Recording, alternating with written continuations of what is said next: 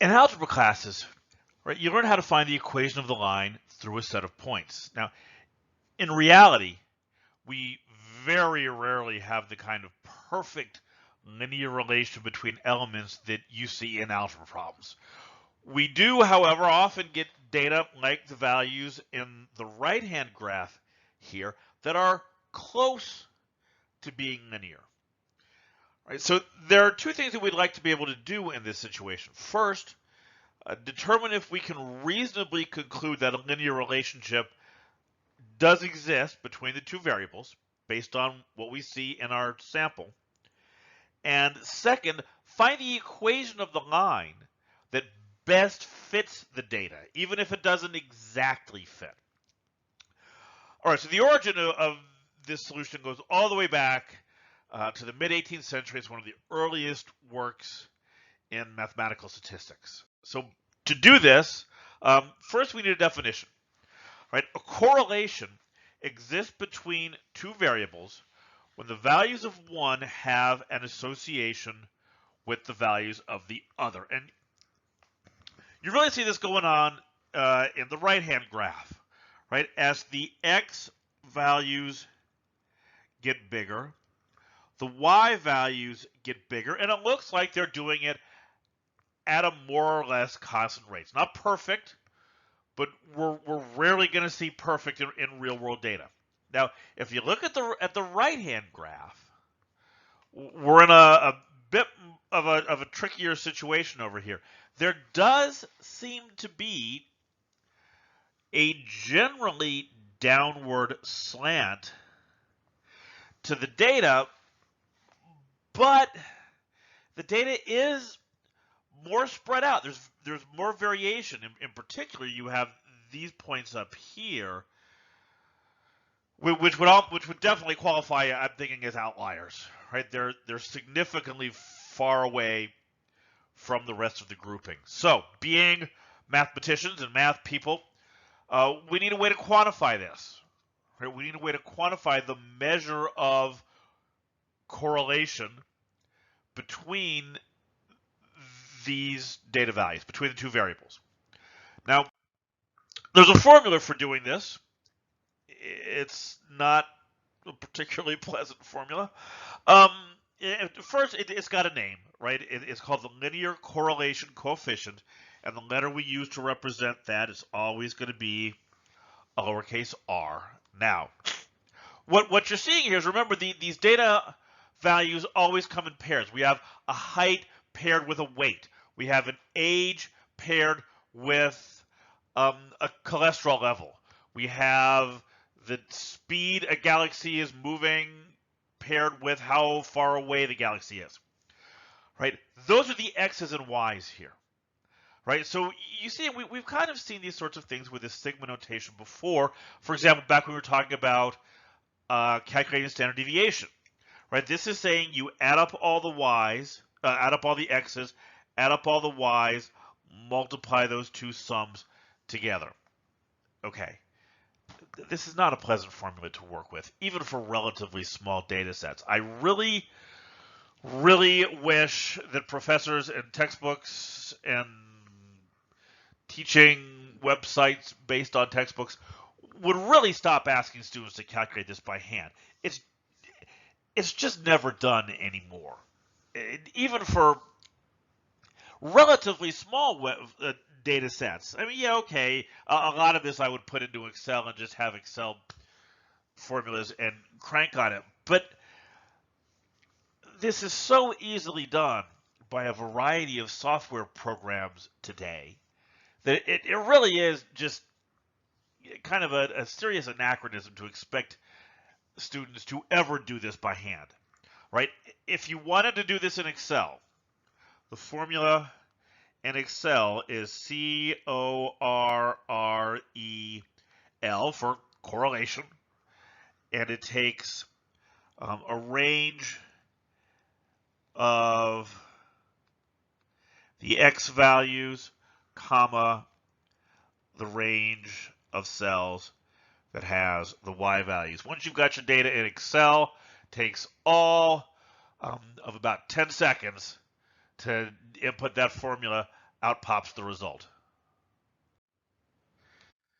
What is important for me as a professor is the students be able to interpret this correlation coefficient once they have it. All right, so a couple of things you should keep in mind here. The correlation coefficient will always be between -1 and 1. Right? And closer to 1, closer to -1 is better. Right? The closer to 1 the value is, the stronger the relationship. The closer to -1 it is, the stronger the relationship. And you can see some of what's going on here with these two graphs. I had this data in Excel, right? So I went and calculated the coefficients, and you see it in this first graph that just visually that looks like a pretty strong linear correlation to me. And you see that the R value is big, 0.973. That's pretty close to 1. Then over here on the right-hand graph, where the data was much more kind of spread out, and I was not nearly as confident about claiming a linear relationship,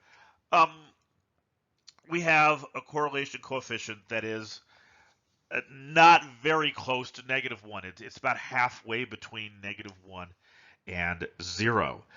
And one other thing, hopefully you kind of notice it on your own here, right? Looking at these values, there is a pattern to this. A positive correlation coefficient implies a positive linear relationship, and you see that here, right? When the x values go up, the y values go up.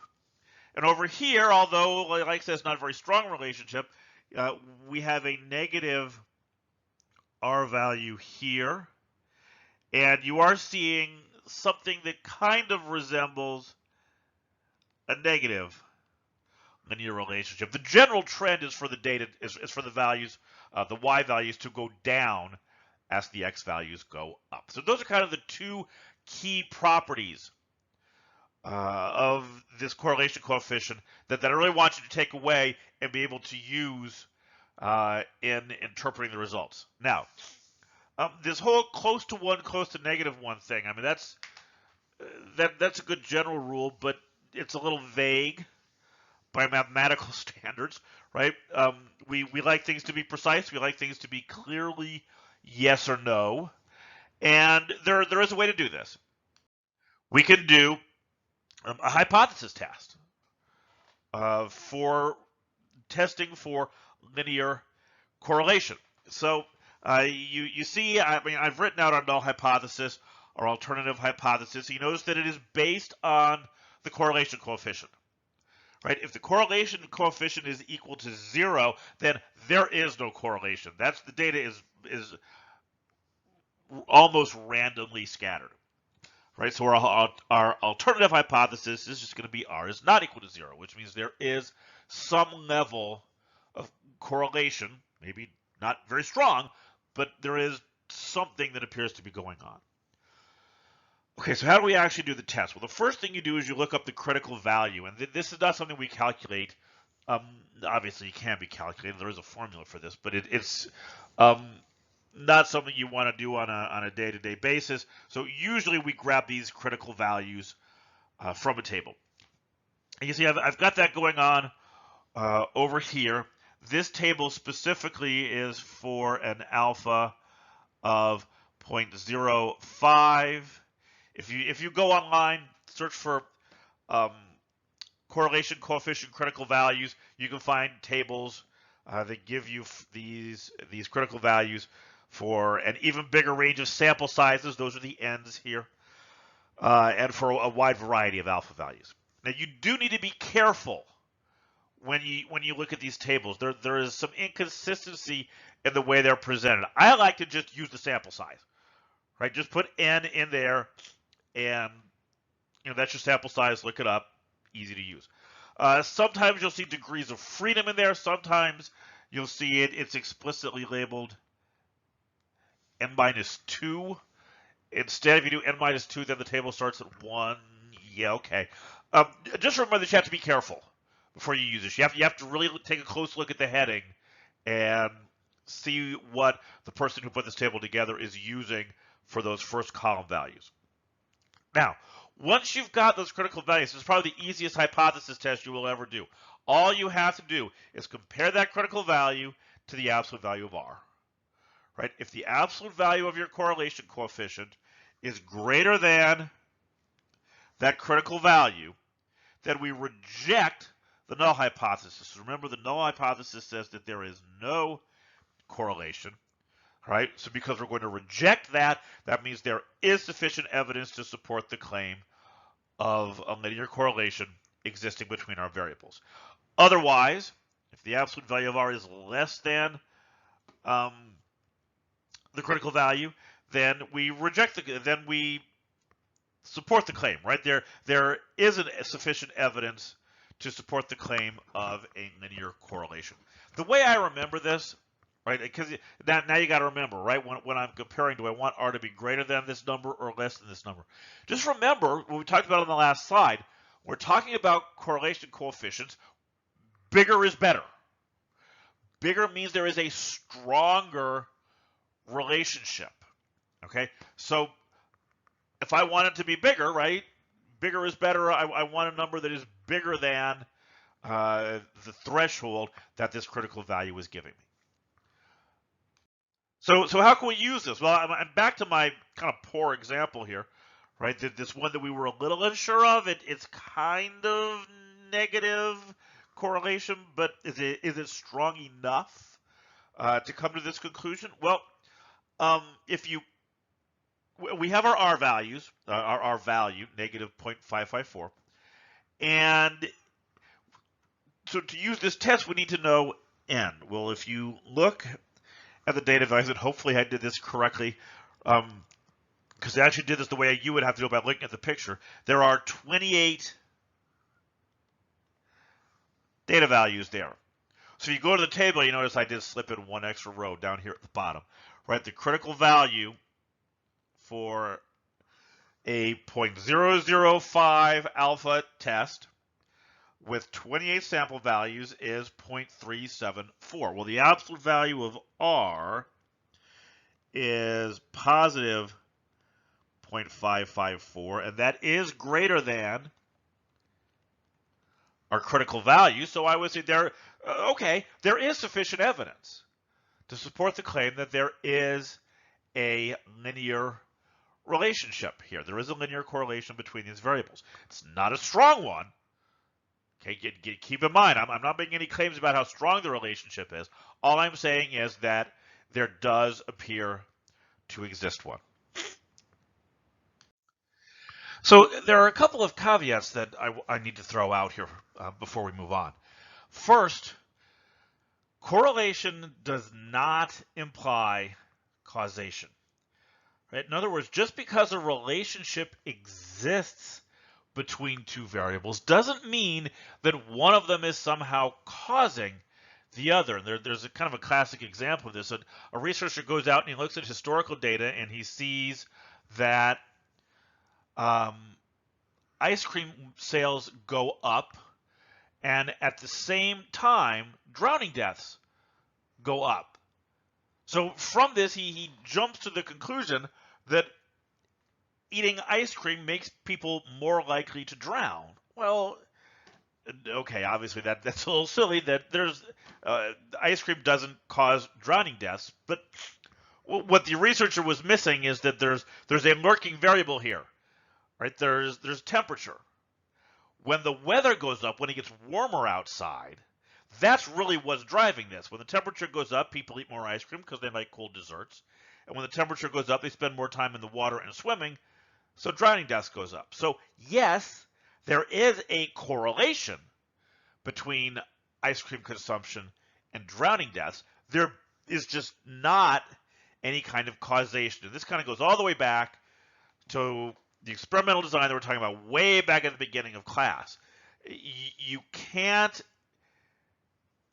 infer causation by looking at historical data. The only way to be able to make the claim of causation is if you are using some kind of experimental design where you, the researcher, are in control of all the variables involved.